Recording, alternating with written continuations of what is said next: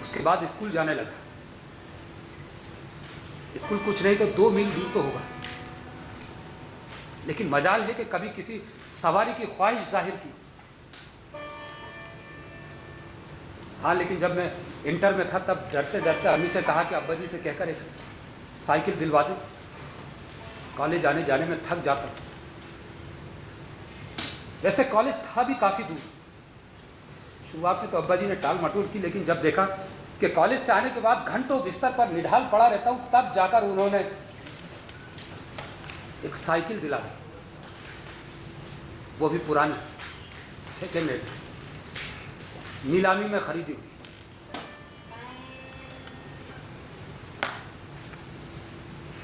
इस तरह साहब इकन्नी दुअन्नी मिलने का सिलसिला भी शुरू हो गया।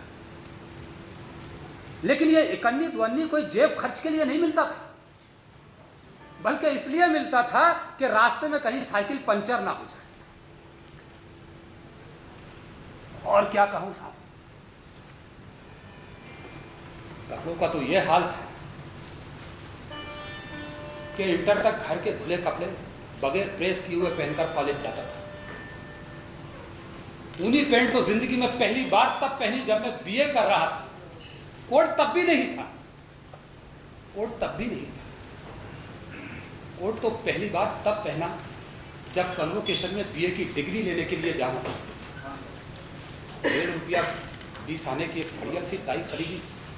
जाहिर बात है बांधना तो आती नहीं थी, एक दोस्त की मदद से जैसे तैसे टाई बांधी और चला गया। लेकिन साहब, हमने अपने बच्चों का हमेशा से ख्याल रखा। बच्चों को कभी किसी चीज की तकलीफ नहीं होगी। साहबजादे की तो हमने हर जिद पूरी की है। 2.5 या 3 साल के थे तब से सूट पहन रहा है, बाटा का जूता, चश्मा, जैकेट, टाई, बेल्ट, हर चीज। बमुश्किल 4 या 5 साल के रहे होंगे कि एक दुकान पर जाकर अड़ गए, कहने लगे कि वो फौजी सूट खरीदेंगे जिस पर सितारे लगे होते हैं कंधे पर, कमर में बेल्ट होता है और नकली पिस्तौल होती है। कोई 150 रुपये का था उस वक्त, दिया खरीद। दूसरे ही दिन फाड़ लाया। बेगम ने बहुत चिल्लाया, ना सुनते फाड़ दी। क्यों जी, आपसे कितनी बार कहा है कि इतने महंगे कपड़े मत दिलाया कीजिए। देखिए फाड़ दी ना उसने। अगर मैंने पढ़ाई नहीं की तो मेरा प्रिंसिपल बोल उठेगा। एक काम करिए, आप चले जाइए, दिन भर तो घर पर बैठे रहते हैं, बाहर कुछ तकलीफ अपनी भी हो जाएगी। बात चले जाइए। ठीक है ठीक है ठीक है। हाँ, आपने सही कहा, गधा हमारी करने के लिए हम ही तो है भैया। अरे हम चले जाएंगे, आपको जरूरत क्या है ना? आपको तो रहने के लिए अलग से एक कमरा चाहिए, एक बस। हाँ, सुबह आपको मिल जाएगा। घर बना ही इसीलिए, आप ही लोगों के लिए तो है? हम चले जाए। अच्छा ठीक है। जब कभी कहा तो पढ़ाई का बहाना बना दिया। चलिए माना साहब कि इस काम में थोड़ी बहुत मेहनत लगेगी, एक आध दिन जाएगा, लेकिन आप मुझे ये बताइए कि घर का बाहर का फाटक बंद करने में कौन सी मेहनत जा रही है? गाड़ी पर बैठे ही बैठे आएंगे, बाहर से करेंगे पीप पीप पीप। अब कोई आदमी जाए, जाकर गेट खुले, साहब बैठे बैठे अंदर आएंगे और जाकर पोर्च में वहाँ पर गाड़ी खड़ी करेंगे।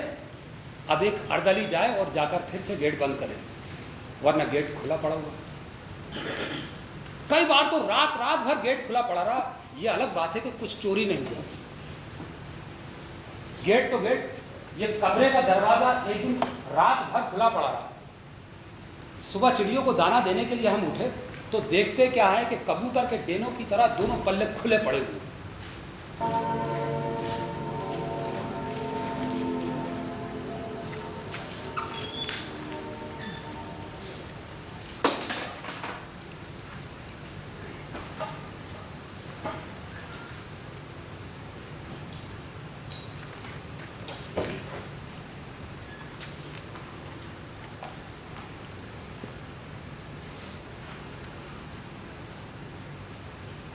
अब्बा जी शर्तिया सठिया गए।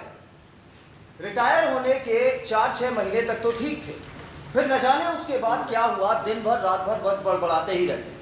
कभी किसी पर नाराज हो जाते हैं तो कभी किसी पर। सबसे ज्यादा नाराज तो मुझसे रहते हैं। शायद ही उन्हें आज तक मेरी कोई बात पसंद आई हो। भले ही उनकी कोई भी बात मुझे कितनी भी बुरी लगी हो, मैंने उन्हें पलटकर कभी जवाब नहीं दिया। सबसे ज्यादा नाराजगी उनकी इस बात से रहती है कि मैं ऑफिस से सीधा घर क्यों नहीं आ जाता। कहते हैं फिक्र होने लगती है। आए दिन सड़कों पर लूटमार होती रहती है, कत्लेआम होते रहते हैं, एक्सीडेंट्स होते रहते हैं। तो अब इन्हें कौन समझाए? क्या जल्दी घर आने से क्या बच जाऊंगा मैं? एक्सीडेंट होना होगा तो होकर ही रहेगा। और रही लूटमार की बात, तो वो तो दिन दहाड़े भी होते हैं। और इतनी रात को तो बेफिक्री से चले जा रहे व्यक्ति को देखकर कोई भी ये सोचेगा कि इसके पास भला क्या होगा, जाने दो इसे। और वैसे भी ऑफिस से जल्दी घर आकर मैं करूं भी तो करूं क्या? इनकी जायजा सुन, आटा पिसाऊं, सब्जी लाऊं और सारी जिंदगी ले आएंगे। बस इनका यही सिलसिला चलता रहता है, जब देखो तब। पिंटू, अब क्या है? तुमने वो तालों की चाबियां देखी है बेटा? अरे यार तुम भी उन्हीं के पीछे पड़ गई। अरे बेटा बता दे, वो ताले गले में लटका के पूरे मोहल्ले में घूमते फिर रहे हैं। अरे अभी भी कह रहा हूँ, तुम्हारा पति पुराना पड़ चुका है, बदल दो उसको, भेज दो उसको। आखिरकार पूरे 2 हफ्ते तक घर में ताला चाबी ढूंढो अभियान चला है, तब कहीं जाकर चाबी क्या मिलनी नहीं थी। क्या मिली? एक दिन इन्होंने चढ़ाई पजामा कुर्ता और चल दिए बाजार। अरे पिंटो, वो चाबी मिल गई? कौन सी चाबी? तालों की। ये ताले? हाँ ये ताले, चाबियाँ मिली। हाँ मुझे मालूम था तुम ढूंढ लोगे। पकड़िए।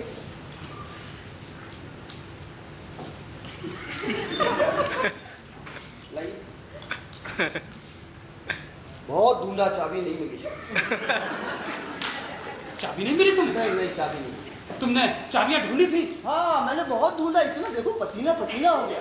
हाँ तभी तुमको चाबियां नहीं मिली, क्योंकि तुम पसीने पसीने हो गए। अच्छा। वाह, तुम्हें कभी चाबियां मिल ही नहीं सकती। क्यों? नामाकुल कहीं के, तुम ढूंढ ही नहीं सकते चाबियां। मैंने ये ताले ढूंढे तो चाबियां भी मैं ढूंढ लूंगा, या फिर नए तालों की नई चाबियां बनवा लूंगा। ठीक है, ये नई चाबियां बनवा लूंगा बाजार से।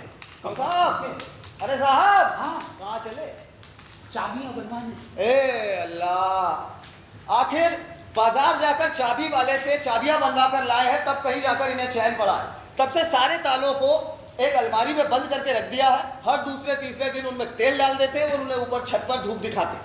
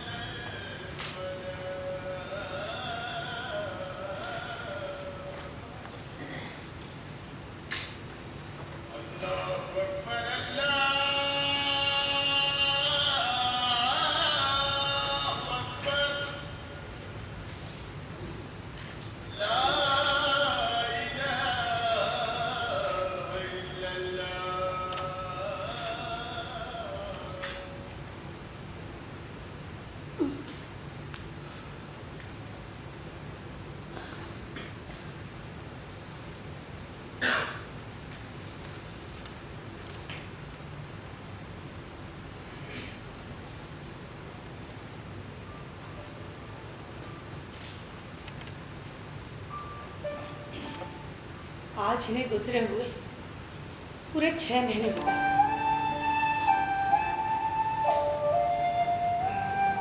आज के दिन लगभग इसी वक्त उनका इंतकाल हुआ था। अच्छे भले स्ट्रेचर पर लिटाकर ऑपरेशन थिएटर लेकर गए थे और लाश बाहर निकाली। डॉक्टरों का कहना था कि इनका हार्ट फेल हुआ है। पहले से खराबी थी इसलिए ऐसा हुआ। अब अल्लाह जाने, हार्ट फेल हुआ था कि कोई कह रहा था कि बेहोशी की दवा ज़्यादा दे दी थी, इसलिए ऐसा। पिंटू तो डॉक्टरों को मारे बगैर छोड़ता नहीं, पर उसका कहना ठीक भी तो था कि अगर हार्ट कमज़ोर था तो पहले चेकअप क्यों नहीं किया। अरे कमज़ोर हार्ट था तो ऑपरेशन थिएटर पर लेकर ही क्यों गए। ना होता ऑपरेशन तो ना सही, पर उठ बैठ ना पाते तो क्या हुआ, कम से कम जिंदा तो रहती। बात रात में खटपट सी हुई तो अचानक मेरी आंख खुली। क्या देखती हूँ कि पिंटू खिड़की और दरवाजों की सटकन में टटोल कर देख रहा है कि ठीक से बंद है कि नहीं। जब मैंने इसको सब करके देखा तो मेरा कलेजा कांप उठा। या अल्लाह, ये सब तो वो बुढ़ापे में किया करते थे और ये पिंटू अभी से ये सब कर रहा है। या खुदा, रहम कर, मेरे बेटे पर रहम कर, रहम कर।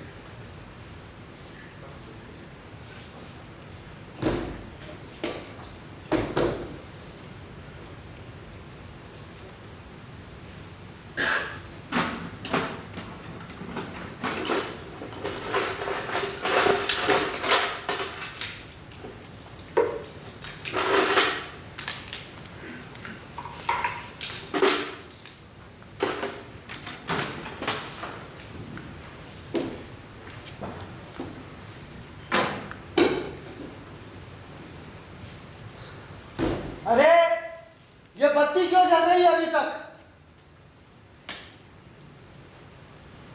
चाहो तो स्टैम्प पेपर पर लिख कर दे सकता हूं कि एक दिन यह घर बर्बाद होकर रहेगा, कोई इसे रोक